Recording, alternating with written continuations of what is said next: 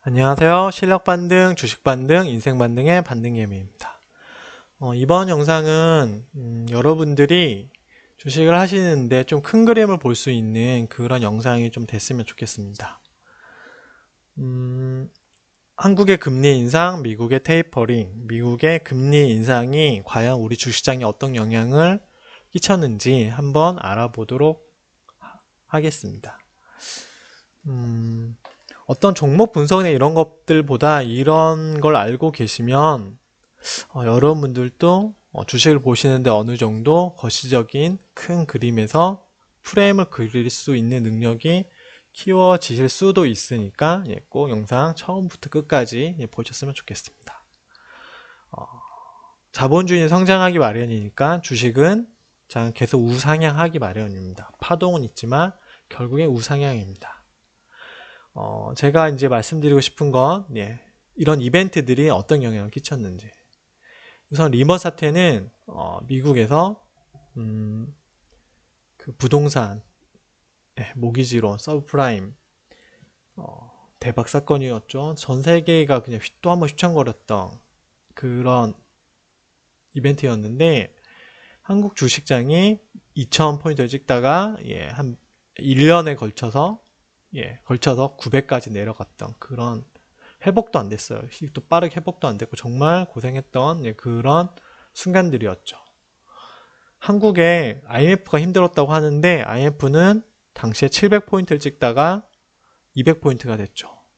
근데 금액은 예를 들어서 쉽게 생각하시면 700만 원 하다가 300만 원, 200만 원 된 수준이랑 2천만 원 정도, 2천만 원이 900만 원이 된 느낌. 어떤 게 더 큰가요? 제가 봤을 때 이게 더 충격파가 훨씬 더 크지 않았을까, 주식장에는. 라고 저는 생각합니다. 그러고 나서 이제 미국이, 안 되겠다. 세계 경제 이러다가 난리 나겠다 싶어가지고 금리 인하를 부랴부랴 하고 양적 완화를 합니다. 양적 완화란 뭐냐? 미국에서 시장에 돈을 자꾸 풀어주는 거예요. 즉, 회사채나, 국채나 이런 것들을 자꾸 사주는 거예요. 사주면 연준에 있는 돈이 자꾸 밖으로 엄청나게 풀리겠죠. 근데 또 풀었는데도 아직 리먼 사태 전까지 지수가 올라가지 못하고 경제가 살아나지 않는 것 같으니까 이때 전 세계가 아마 그 저물가 그리고 인플레이션은 아니었는데 성장도 그렇게 좋지 않았던 그런 시기였어요. 그러다 보니까 미국이 돈을 더 풀었죠. 이적 양화를 하다 보니까 그 힘으로 올라갑니다. 근데 이거 월봉입니다. 지금 되게 작아 보이는데 퍼센티지가 되게 커요. 막 7%씩 되고 굉장히 큰 파동입니다. 제가 월봉을 보고 다시 일봉을 보면서 설명을 드릴 테니까 어떤 큰 그림만 보시면 됩니다. 그러고 나서 미국이 테이퍼링 예고를 이제 쭉 합니다. 여기까지 돈이 쭉 풀려졌고 이거는 이제 이 급락은 미국이 돈을 너무 많이 풀다 보니까 그리고 부채가 좀 많아지기 시작했어요. 그러다 보니까 미국 국가의 신용 등급 자체가 강등당했습니다. 이를 보면 그냥 음봉 하나 같지만 마이너스 20%입니다. 굉장히 그것도 종목이 아니라 코스피가 마이너스 20%니까 굉장히 컸던 그것도 이슈입니다. 일봉으로 이따 다시 보도록 하겠습니다. 그러고 나서 이제 돈이 많이 풀린 상태다 보니까 그리고 고용도 늘어나지 않는 상태. 여러 가지로 어려운 상황에서 테이퍼링이 예고가 됩니다. 테이퍼링을 왜 예고하느냐? 94년도에 미국이 갑작스럽게 금리 인상을 하다 보니까 세계 경제가 굉장히 어려워졌고 한 2, 3년 지나서 한국까지 IMF를 맞게 되는 그런 사건까지 있었죠. 그러다 보니까 지금 연준도 계속 설명을 해주는 거야. 우리 테이퍼링 할 거야, 준비해. 너희들 준비 좀 하고 있어. 금리 인상 할 거니까 너희 준비 좀 제발 하고 있어 라고 미리 얘기해주고 우리 장은 지금 그래서 조정을 받고 있다고 생각하시면 될 것 같습니다. 그런데 금리 인상을 했어요. 금리 인상을 했어도 주가가 올라가네. 이게 이제 미국 IT 기업들이 성장하면서 금리 인상까지 이겨내면서 지금 성장하는 모습이에요. 그리고 연준이 보유자산을 축소합니다. 이건 제가 좀 이따 다시 설명드릴게요. 그러고 나서 쭉 빠지는데 이거 설명을 따로 드려야 되는 그런 큰 아주 사건이고 중요한 사건입니다. 그러면 미국 시장은 미국 이벤트에 따라서는 이런 파동을 보였는데, 그러면 한국의 금리 인하나 금리 인상은 한국장에 어떤 영향을 끼쳤을까? 2008년도 8월. 네. 이때 이제 어렵다 보니까 8월에 금리 인하를 해서 돈을 풀었어요. 근데도, 예, 그 다음 코스피는, 뭐야, 이거, 뭐, 마이너스 38%? 예, 마이너스 23%? 엄청난 크게 얻어맞죠. 한국의 금리 인하보다는 미국의 예, 사태가 훨씬 더 심각했다는 이야기였던 거죠. 그러면서 근데 조금씩 올라와요. 미국이 돈이 풀리기 시작하니까. 그러면서 한국은 2010년도 7월부터 이제 금리 인상을 진행합니다. 2010년 7월. 예, 여긴가요? 예, 근데 인상을 하는데도 불구하고 올라가요. 아주 풀린 돈이 있으니까. 그리고 미국도 풀린 돈이 있으니까요. 2011년 6월까지 진행이 되죠. 여기까지. 진행됐는데 이제 큰 거 하나 얻어맞고 이거는 미국의 신용등급 강등이라고 예, 말씀드렸습니다. 그러면서 이제 이런 파동인데 이거 세세하게 보면 되게 큰 파동이에요. 막 10%씩 막 코스피가 움직였으니까 큰 파동 아무튼 파동 속에서 쭉 가다가 한국이 금리 인하를 2018년 11월에 합니다.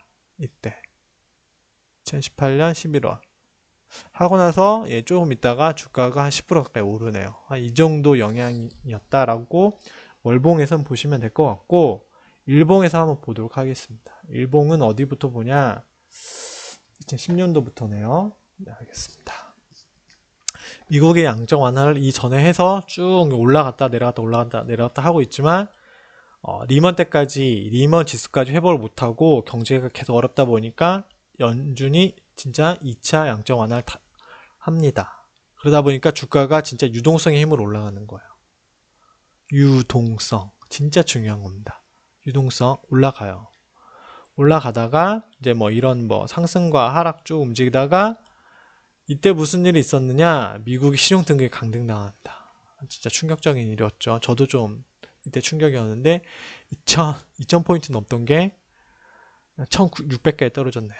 와, 진짜 끔찍하죠. 진짜 이런 거 끔찍한 겁니다. 하고 나서 이제 회복을 못하고 있다가 이제 한참 예. 여기 월봉에서 보면 회복한 것처럼 보이죠.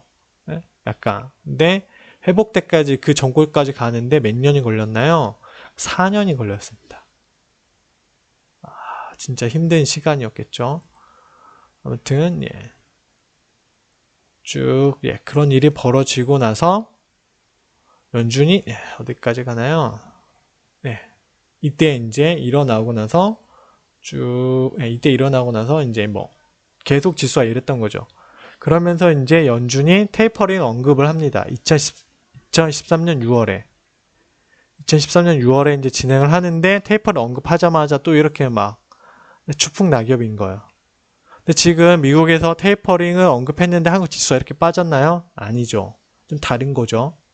또 금융 시스템이 그만큼 한국이 전 세계가 어느 정도 올라왔다고 잘 정비가 됐다고 보시면 돼요. 준비를 했다. 선 방향을 받았다라고 보시면 돼요. 근데 쭉 빠졌어도 다시 금방 올라오고 쭉 이제 진행이 되죠. 이게 발전된 모습인 거예요. 쭉 됐는데 미국이 연준이 금리 인상을 12월에 합니다. 다시 빠지긴 해요. 이번에도 아마 금리 인상이 되면 이 정도까지 빠지지 않아도 빠질 가능성은 있다라고 생각을 하시면 됩니다. 이게 2000포인트에서 한 1800까지 한 200~300포인트 빠졌죠. 쭉 빠졌다가 뭐 다시 올라오죠. 기업 실적이 좋아지니까요. 쭉 2017년. 근데 2017년 10월이죠. 2017년 10월에 연준이 예, 아마 이때쯤이었을 거예요. 보유자산 축소를 합니다. 보유자산 축소라는 이야기는 내가 이때까지 너희들 물건을 다 사줬잖아. 국채나 이런 거 다 사줬잖아. 근데 이거 만기 돌아오는 것들은 내가 연장을 하지 않겠어. 이거 니네가 다시 그냥 사서 가져가. 그 말인 즉슨 테이퍼링은 내가 쉽게 말해서 계속 150원씩 뭔가를 사주고 있었는데 이거를 이제 100원만 살 거야, 50원만 살 거야 라고 하는 거예요. 그거는 결국 그래도 돈이 계속 풀리고는 있죠. 150원 풀리던 게 그냥 좀 줄어들었을 뿐. 금리 인상은 너희 빌려 쓰는 거 있잖아. 너희 빌려 쓰는 거 이자, 그 이자 부담, 이자 금리 인상을 조금 더 내. 그러면 시중에 있는 돈이 조금, 아직 빌린 돈은 그대로지만 조금 예, 이자를 더 낼 뿐이죠. 그런데 연준 보유자산 축소는 이때까지 너희가 샀던 상품, 나한테 팔았던 상품도 너희 다시 이거 유효기간 끝났으니까 가져가고 돈 내놔. 그러면 돈이 빨아들이기 시작하는 거야. 2017년 10월 발표했는데 2017년 10월에 발표했는데 어디죠? 예. 계속 주가가 오르락 내리락 하면서 올라가요. 연준이 보유자는 축소해도 이거 볼 시장에 별 영향이 없네. 과연 그럴까요? 이런 일이 벌어지는 겁니다. 이때부터 이제 쌍봉 찍고 이제 세력들은 이제 물량 정리하기 시작했던 거예요. 쭉 내려가죠. 쭉쭉쭉 내려갑니다. 아주 그냥. 그리고 이거는 이제 거기다가 미중 무역 갈등. 한국과 그리고 미국 기술주들이 이제 금리가 올라가고 뭐 여러 이유로 실적이 악화되고 한미가 금리 격차가 나기 시작하니까 한국 금리는 더 떨어져요. 한국 코스피는. 그러면서 이제 코로나까지 얻어맞으면서 이런 차트가 나왔는데 다시 월봉으로 보도록 하겠습니다. 그래서 결론은 뭐냐? 제가 이걸 보고 든 생각이 테이퍼링이나 금리 인상은 점점 시장에 가면 갈수록 무뎌지고 금융 시스템이 발전해 나갈수록 어느 정도 충격 완화가 돼요. 빠지긴 합니다. 안 빠지진 않아요. 여기서는 안 빠진 것 같아 보이지만 일봉에서 볼 때는 어땠습니까? 빠져요. 예를 들어서 이 정도에서 이 정도 월봉으로 봤을 때 한 4달가량 빠지거나 빠지긴 빠집니다. 근데 회복은 가능하고 다시 우상향이 가능하죠. 근데 제가 드리고 싶은 말씀은 유동성. 금리 완화가 되면 양적 완화가 되면 확실히 올라갑니다. 돈이 풀리면 올라갑니다. 근데 내려올 때는 적게 내려오는 것 같아요. 금리 인상이나 테이퍼링이 됐을 때. 그리고 다시 우상향이 시작하겠죠. 그런데 그러면 정말 악재는 뭐냐? 연준 보유자산 축소. 이 단어 이제 나오기 시작하면 진짜 큰 고점이에요. 그러니까 꼭 정리를 하셔야 되는 거고 또 하나 아셔야 될 건 예고된 악재는 진짜 악재가 아니다. 진짜 악재는 예고되지 않은 거다. 리먼 사태, IMF, 그 다음에 연준 보유자산 축소 이런 것들. 그 다음에 여기 말씀드린 이거는 뭐라고 말씀드렸죠? 지금 잠깐 까먹었네요. 미국 신용 등급 강등. 이런 게 진짜 악재다. 이런 악재가 진짜 악재이지 테이퍼링 예고나 금리 인상 이런 것들은 어느 정도는 하락은 맞는데 다시 복구될 가능성이 있다라고 말씀드리고 싶어요. 다시 중요한 건 뭐다? 유동성 그리고 예고된 악재는 악재가 아니고 예고되지 않은 갑작스럽게 찾아온 악재가 진짜 악재다라고 여러분께 말씀을 드리고 싶습니다. 아무튼 코스피 분석은 여기까지 하면 될 것 같고요. 이런 얘기들 여러분께 도움이 되셨다면 구독과 좋아요 꼭 부탁드리도록 하겠습니다. 네, 감사합니다.